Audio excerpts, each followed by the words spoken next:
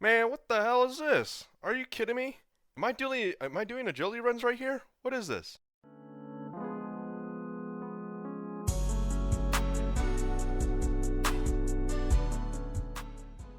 Hey, what is up people? And welcome to episode 3 where I get one twisted bow for one lucky viewer. Now, before we get into this video, I would like to say that I am streaming on Twitch and you can go to twitch.tv/royalblood49 if you want to get the live action. So if you guys are interested in learning how to make money, then check out my Discord as we have tons of educated people and I do giveaways there as well. So if you're interested, make sure you get the description below and check it out. Alright, now that I got 20 defense, I can buy the studded body here for 499 gold. Easy. And I look like an absolute unit with this thing. My next goal is going to be 70 range and 40 defense so that I can wear the D-hide helmet and the D-hide boots, so that I can get more range accuracy and more defense bonuses as well. Now the best way to train range is using a cannon, and one of the spots that I like to go is Lizardman Shaman. The reason why is because I want to make some money in the side, and I can level up range and my defensive levels quite a bit. However, I kind of underestimated the Lizardman Shamans, and it didn't really work out as I planned, since I only have 20 defense and I'm usually used to having 99 defense on both of my accounts. So finding a cannon spot was pretty hard, but eventually I did find a spot that was pretty good, but it didn't really give me that much XP, so I had to keep moving over and over again. And as you can see here, I found a spot, and the only problem with the spot is that I cannot train my defense, because if I try to attack one of the Lizardmen, then I will get attacked, and this spot is single. So as you can see here, my cannon was not hitting them because the Lizardman was hitting me. But eventually I found another spot, and this spot was really good since I can use a cannon here, and I can train my defense on attacking the shamans. The only problem is I do need to run back to the cannon to refill with cannonballs, so that is a bit risky, but I did bring quite a bit of food, so it should be okay for the long run. Alright, that was a while to get to 100% favor, but I did it with both my accounts in about 2 to 3 hours because I did have to bank quite a bit often to get food, but now that I have 100% favor on both accounts, I can start getting my armor pieces, and I do have enough attacks and strength to wield a rune scimitar, so it shouldn't be that long to get the full armor pieces. I want to level up my melee, so in the future I can do bosses like Dagonoth Kings, and Dagonoth Kings are actually really good at the moment since all the prices are dropping down like flies. The Berserker ring is 1.6 mil, and the Archer's ring is about 2.8 mil, which isn't too bad to be honest.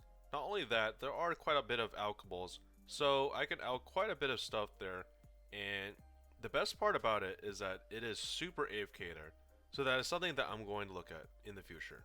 Alright, and there it is, the first tier set, tier 1 completed. I will have to kill them probably about 5 times each, so that's going to be 20 more kills. And this set only took me about 10 minutes to do, so it was pretty fast, not gonna lie, pretty fast. And tier 2 set complete. Now I just need to get 15 more kills and I'll be ready to do shamans. Easy. So I'm going to be checking out the items real quick, and every single item is dropping a lot. Elysian is 879 mil, and it was 1 bill, and Scythe used to be 550 to 600, and now it's 472. Maybe getting Tbow might be a little too easy. I mean, Zamorak Spear is under 10 mil, it's now an orange text. So let's see, Tbow 879 mil at the time of this video. And I'm pretty sure it's going to continue to drop. So if this challenge is too easy, I might do something extra, because I thought this was going to be a 1 build challenge, but nope, not even close. Hey, there it is, 34 strength. I am getting a lot of melee stats up, and that's because these mobs actually don't have quite a lot of defense, so even 40 attack and 30 strength, you'll be able to cut these mobs like cheese. Super easy, and pretty fast. And there it is, full Shazing 5, and as you can see, it does have quite a bit of defensive armor, but not really enough armor for the Lizardman Shaman, as you will see later that when I get meleeed, it takes about 20 something damage, so it definitely does help if you have a lot of defense for these Lizardman Shaman. But to be honest, the Lizardman Shaman is actually not that bad since you can get a lot of alcohols like the Mystic Earth Staff right there, but this is definitely not AFK. And I did have to train my defense since I had to long range these, and eventually I did die. So yeah, I had to go over and pick up my stuff, and boy oh boy, was this something that I was not prepared for. Check it out.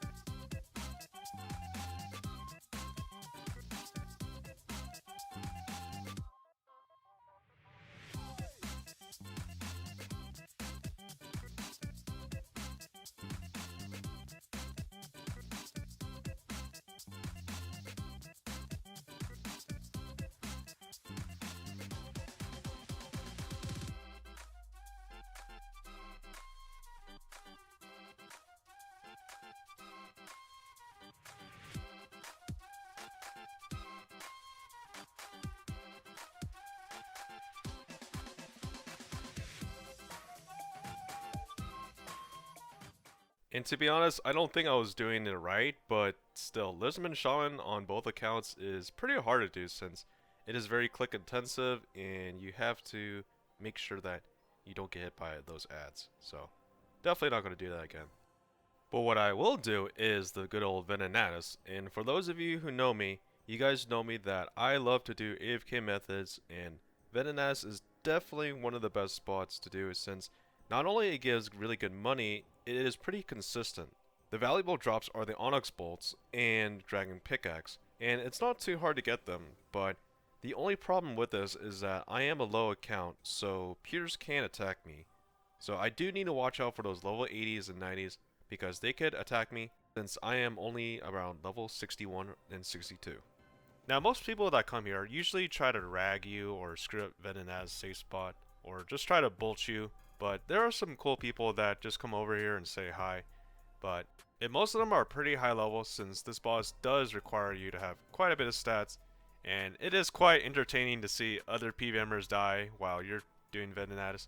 Probably the best thing to see in the wilderness, but hey, hopefully that isn't me pretty soon. And to be honest, I am just checking all the items and every single item is dropping. And look at this. Well, we got some PKers here. And to be honest, it's honestly not that hard to die. Because all you need to do is you need to go under Venanatis like this. Let me just get under him. And as you can see, Venanatis is hitting both of them at the same time. So that's all you really need to do. You don't have to go to green dragons. And after a while, they'll start going away unless they stay. But if they do stay, then you just go under Venanatis like this. Just keep clicking under. Or you could turn on the option where you right click NPCs. And that's going to be it for this episode. I hope you guys enjoyed this episode. And next time, I'm going to be doing a different boss. Because Venanatis, while it is good money, it is kind of boring content. So I don't want to keep boring you guys with the same boss per episode. So for this account, I have about 20 mil, and as you can see, most of it is from the cash stack because I sold the crossbow, and I'm planning to train my account to have higher stats. And for the other account, I have 17 mil, and as you can see, it also has a cash stack, so I'm probably going to be training my accounts before I start to make any money, because with the stats right now, I do need to increase it so I can kill bosses much faster. And that's going to be it. And I'll see you next time. Peace.